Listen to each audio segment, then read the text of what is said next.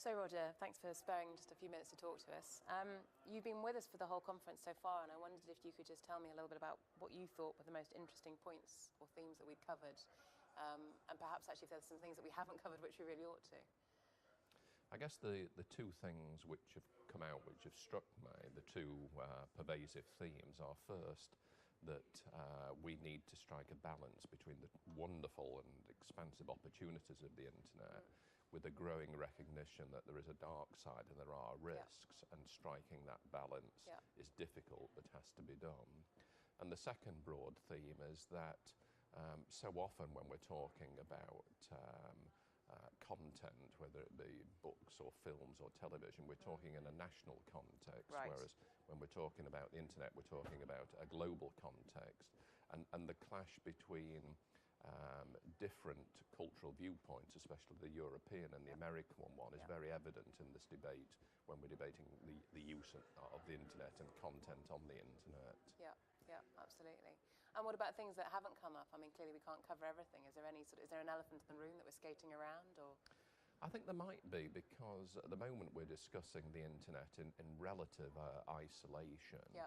But increasingly, with convergence of technologies and platforms, we're going to see coming together broadcasting, which in most countries is heavily regulated, with the internet, which in most countries is virtually unregulated.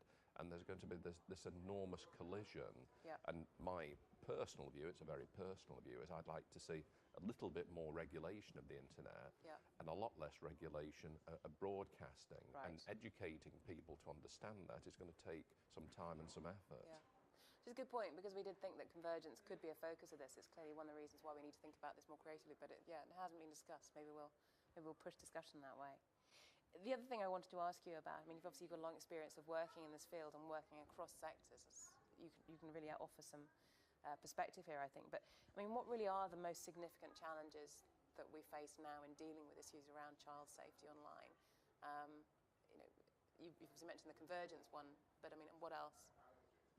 I think from where I sit in a UK perspective, the big challenge is that the UK Internet Service Provider community has been very responsible. It's set up the Internet Watch Foundation. It's virtually eliminated the availability of child abuse images in Britain. It's how do we deal with the fact that a lot of this material, which is illegal to view in this country, is very freely available in other jurisdictions, not least, indeed, most in the United States, which we otherwise think is a free, democratic, responsible country. And that's a real dilemma for us. Which stimulated some fairly heated debate, I think, didn't it, this morning? What about where we're making progress? I mean, you mentioned, for example, the IWF has clearly done very well in this field. Is that being matched elsewhere, or? Well, the IWF model of an industry-funded and run hotline and a notice and take down procedure where illegal content is identified has worked very well and has expanded now throughout not just the whole of Europe, but most of the industrialised world. I think consumers now are saying, well, what about the other range of material which may not be illegal to view, but may be harmful, the creation of which may be harmful, the viewing of which may be harmful. Can you give us some help there? One of the things that I've just heard in the session next door was the statement that perhaps what we're not going to see is the development of a much more consistent, coherent, regulatory or even self-regulatory approach around the world, but that we will see increasing success in ad hoc negotiated agreements. And I think that, if we're talking about reasons to be cheerful in this conference, maybe the suggestion yesterday that you shouldn't seek perfect solutions, you shouldn't be idealistic, is a sort of a fairly reasonable one, and that actually we need to be sort of happy with these smaller successes, if you like, where we can find them. Would you agree with that? Well, I'm a great believer in cheap and cheerful solutions.